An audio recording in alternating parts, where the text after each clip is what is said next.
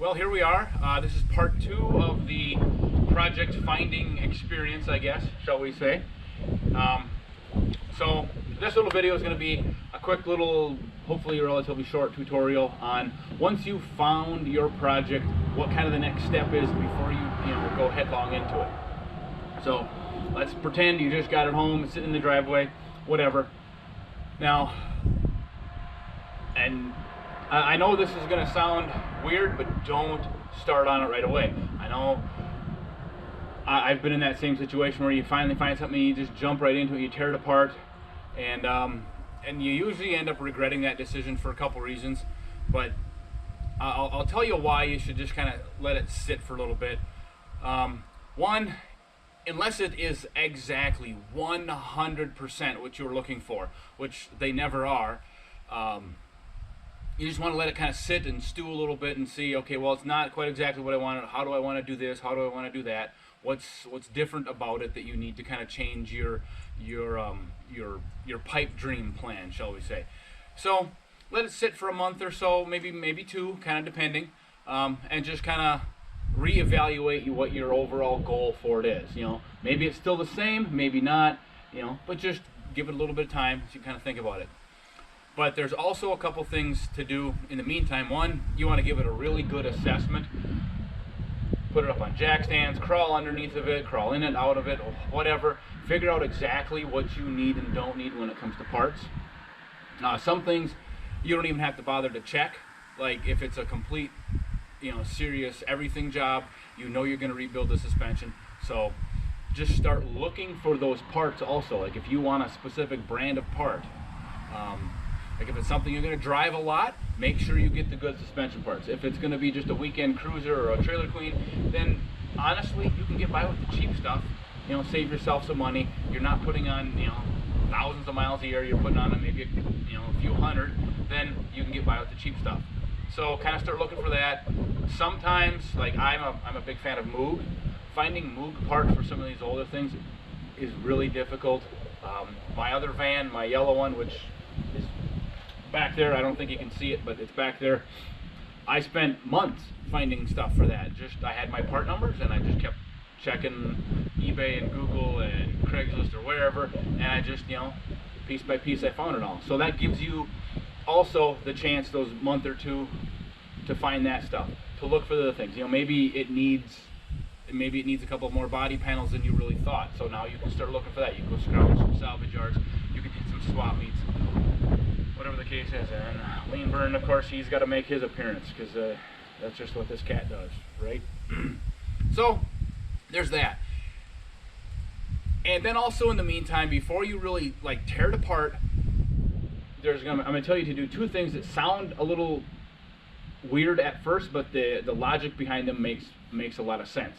One, readjust everything. If the door is out of alignment a little bit, even if it is, like say, like in the previous video I talked about, maybe it's just door hinge pins are a little worn out, adjust everything as close as you can get it, because if you don't and then you put it back together, with the intent like, oh, I'll be able to adjust it, and it just doesn't fit, and then you got to tear it apart and you're cutting something or you're hogging holes out. That's a pain in the ass, especially when everything's painted and you're trying to put it all back together again. It sucks, because then you have to be super, super careful about it. Try not to damage something else, and ask me how I know. The other thing that I'm going to tell you, it sounds really weird, but like on this particular truck, there's a fair amount of paint left. It's just oxidized really bad. Buff it. Buff the entire truck. This is not like a show car kind of buffing, but just a good buff so you can put some shine back into it. And then what you're looking for there is all the dents, all the little waves and whoopies in the body panels, so that way you know where they are. And I will show you what I mean and why this is such a big deal. I've got one side buffed, I don't have the other side buffed. I'll show you, looking at the unbuffed side, it's tough to see the dents. I've already got them circled, because I'm going to do a before and after circling the dent thing. And then I'll show you the other side. I don't have anything circled on that side yet. You can see all those dents, and then when you're doing the body work on them, you can know where they are, because you're going to take pictures. You're going to take pictures of everything. you're going to have 1,000 pictures of this vehicle before you're done. So I will show you this right now. Okay, so we'll kind of look down the side, and you want to do this from both directions. And this is actually really straight. It really is. But you really can't, and like I say, I've already got some circled. But, you know, there it is. It's just, you can't see much. And unfortunately, there's not a lot to see on this one. But, and then you would go from the other direction, you do the same thing, you know, look this direction and see what you can see. And the sun is just in the right angle, you can kind of get a good idea too. But like I say, it's tough to see.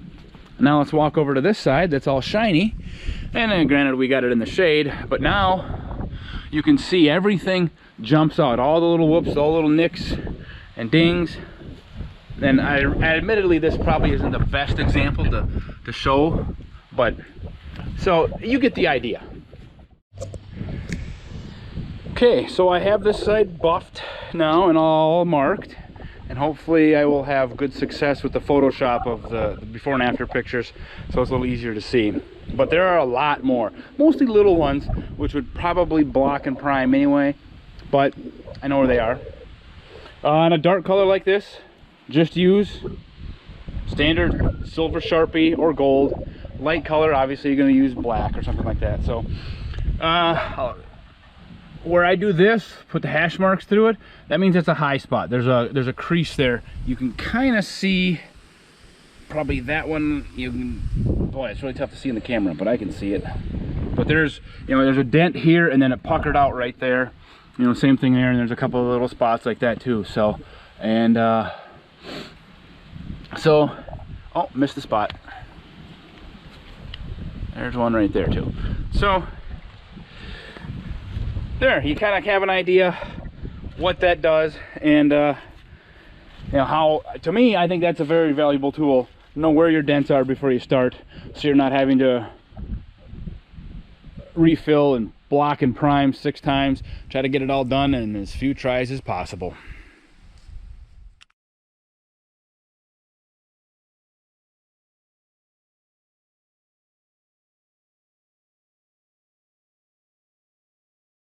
Also, another reason to buff, unless you know for certain you're already going to change the color no matter what, like you have a clone in mind.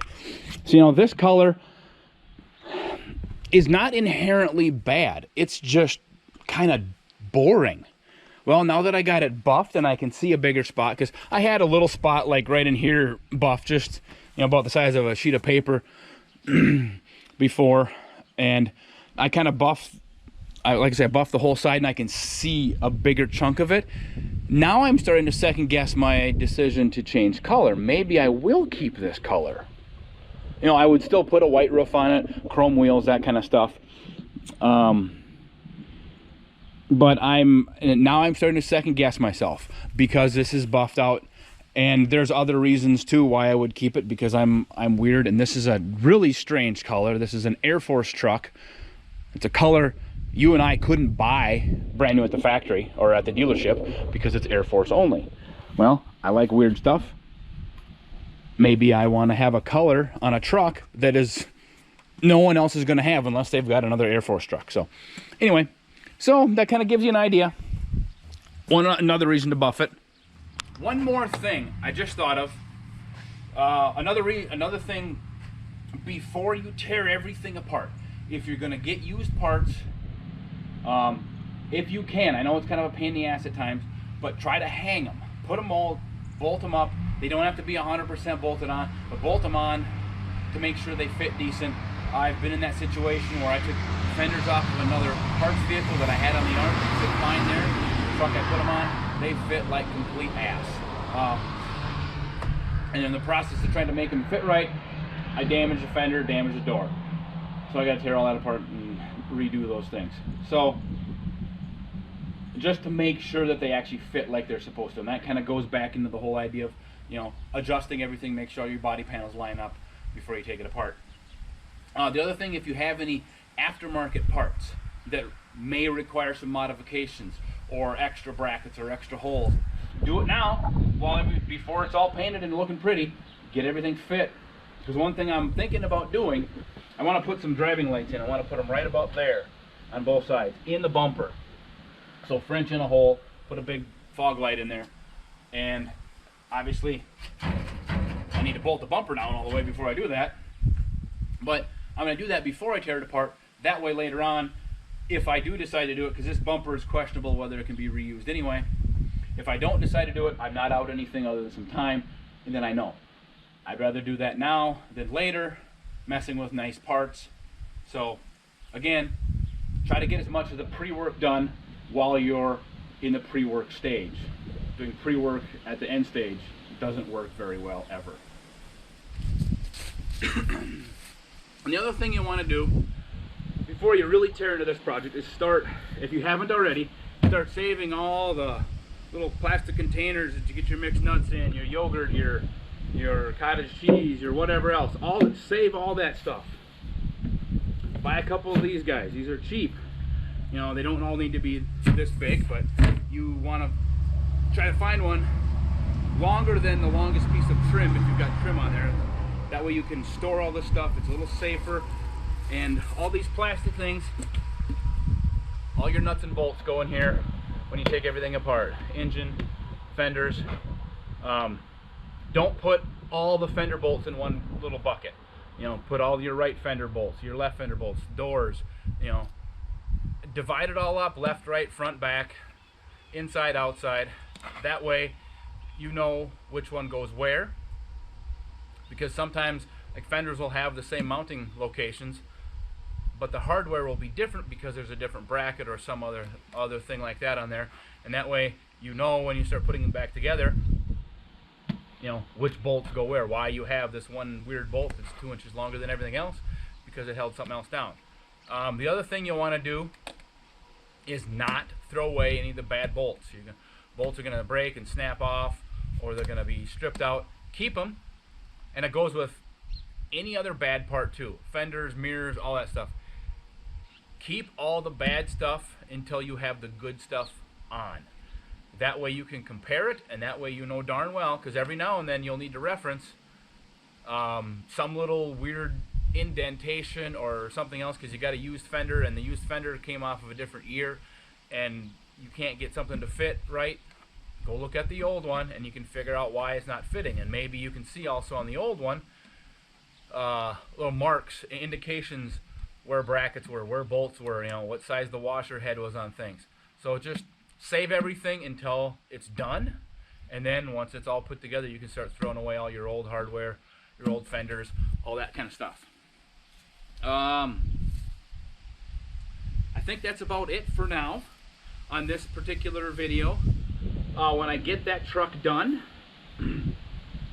I will have a post project video, like what to do like when you're just done, before you send it off out into the world and have fun with it.